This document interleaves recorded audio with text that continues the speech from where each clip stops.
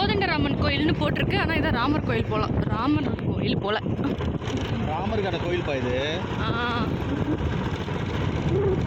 View நல்லா இருக்கு, செம்மையா இருக்கு.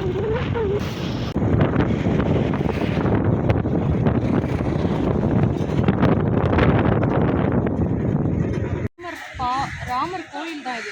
கோதண்டராமன் கோயிலுக்கு வந்து வந்திருக்கோம். ஸோ அதோட ஹிஸ்ட்ரி வந்து இதுதான். இந்த கோதண்டராம திருக்கோயில்றது வந்து இதுதான் வந்து வரலாறு. ராமர் வந்து ராவணனை வதம் செஞ்சதுக்கப்புறம் அவரோட தம்பிக்கு இலங்கையை வந்து மன்னராக முடிசூட்டினார். ராவணனோட தம்பிக்கு வந்து விபீஷ்ணருக்கு வந்து இலங்கை மன்னராக முடிசூட்டின இடம் தான் இது. அதனால் இப்போ அந்த டெம்பிளுக்கு வந்திருக்கோம் நம்ம.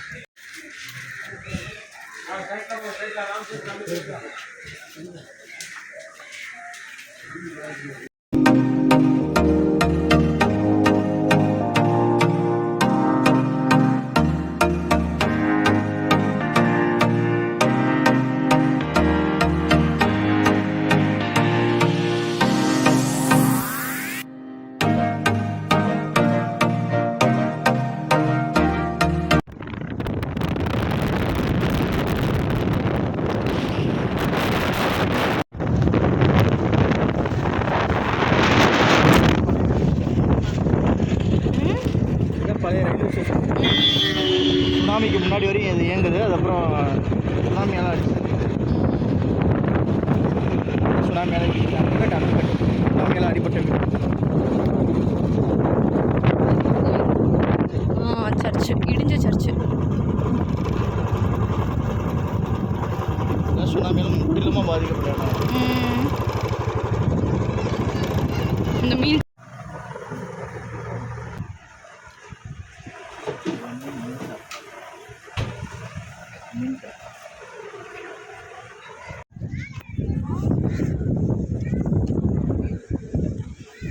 பார்த்தோன்னா நம்ம வந்து மதியானம் சாப்பாடு முடிச்சிட்டோம். நம்ம வந்து பாண்டி தனுஷ்கோடி மீனவன் ஹோட்டல், இந்த ஹோட்டலில் வந்து சாப்பிடலாம். நல்லா திருப்தியான மீன் சாப்பாடு, வறுவல், இறா, இதெல்லாம் பர்ஃபெக்டாக சூப்பராக இருக்குது. நீங்கள் வந்தீங்கன்னா இந்த சாப்பிடுங்க. அந்த கடையில் அண்ணனும் தங்கமான மனுஷரு. ஆமாம், இங்கே இருக்கிறவங்க எல்லாருமே சாப்பிடுவாங்கன்னு கூப்பிட்டு இருந்தாங்க. இவர் கொஞ்சம் நல்லவராக தெரிஞ்சார், அதனால் இங்கே போய் சாப்பிட்டு நல்லா இருந்துச்சு. வீட்டில் நம்மலாம் என்னென்னவோ போட்டு இன்க்ரீடியன்ஸ் போட்டு பண்ணுவோம். ஆனால் அவங்க நார்மலாக ஒரே ஒரு புளிக்குழம்பு தான், புளி மட்டும் தான் போட்டு செய்கிறாங்க போல். ஆனால் அதுவே வந்து ரொம்ப டேஸ்ட்டாக இருந்துச்சு. போட்றியா?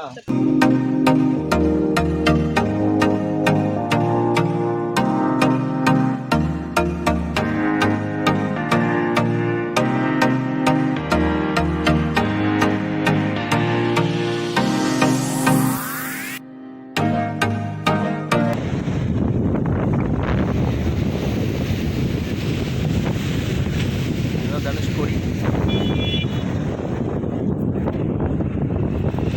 ஃபைனலி தனுஷ்கோடி ஆகிட்டோம். நீங்கள் வாங்க சொல்லுங்கள், இடம் எப்படி இருக்குது? நல்லா வெயிலும் அடிக்குது, ஆனால் அதே டைமில் வந்து குளுன்னு இருக்குது. நல்லாயிருக்கு. நடு ரோட் ஒரே பாதை தானே, ஆனால் அந்த பாதை வந்து ரெண்டு பக்கமும் பீச் வந்து அப்படியே பீச்சில் உள்ள அலை வந்து அப்படியே போகிற வர போக்குவரத்துக்குள்ளே அடித்து அது ஒரு வைப்பாக இருக்குது. ஸோ நல்லா இருந்துச்சு. நாங்கள் இப்போ தான் என்ஜாய் பண்ணிகிட்ருக்கோம்.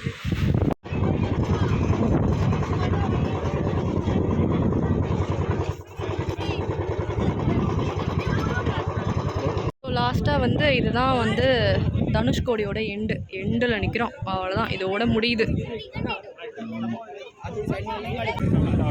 பார்த்தீங்கன்னா இதுதான் வந்து தனுஷ்கோடியோட எண்டு. அவ்வளோதான், இந்த தமிழ்நாட்டோட எண்டு. இந்த பக்கம் பார்த்தீங்கன்னா ஸ்ரீலங்கா.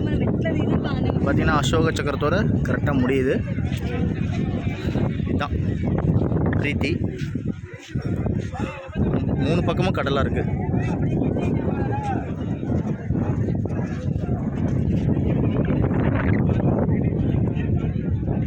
கடலில் செம்மையாக குளித்தோம். ஒரு 1 hour கிட்ட நாங்கள் கடலில் குளித்து செம்ம ஆட்டோம், நானும் இன்னொருத்தோம். இப்போ வந்து அப்படியே எண்டில் நின்றுட்டு வீடியோ எடுத்துகிட்ருக்கோம். ஓகே, நாங்கள் கிளம்பிட்டோம். லாஸ்ட்டாக ஃபைனலாக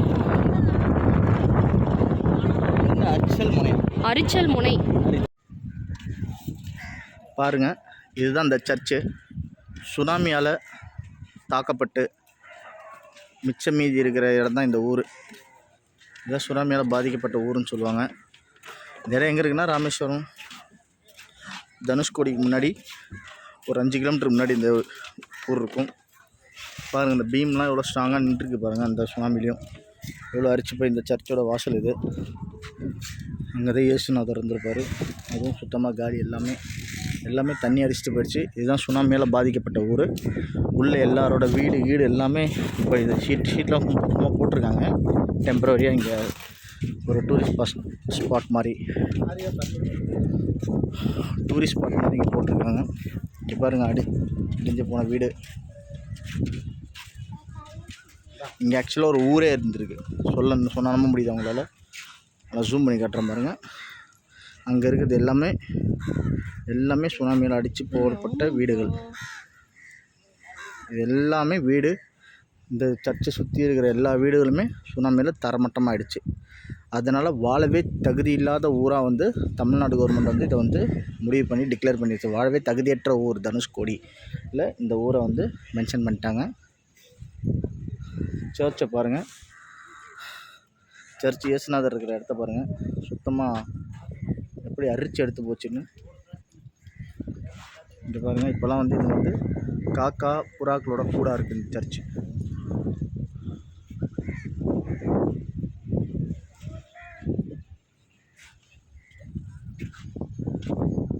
நீங்கள் எதாவது சொல்ல விரும்புகிறீங்களா இதை பற்றி?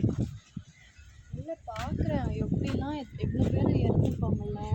ஆமாம், 2 பக்கமும் கடல். ஆனால் இதெல்லாம் பீம் ஸ்ட்ராங்காக இருக்கிறதுனால எங்கே ஸ்ட்ராங்காக அதான் மொத்தமாக போச்சு. இருக்கிற மிச்சம் அந்த இதெல்லாம் அது சொச்சம் தானே. அது சொச்சத்தில் மிச்சம், அவ்வளோதான். அந்த வீட்டெலாம் பாரு, அப்படியே எல்லாம் அடுப்படி பாத்ரூமு அப்படி எல்லாமே அப்படி இல்லை உடஞ்சி கிடக்குது எல்லாம். அவ்வளோதான் இல்லை. ஆமாம், இயற்கைக்கு முன்னாடி நம்ம எல்லாருமே டம்மி பீஸு தான். இயற்கை தான் என்றைக்குமே.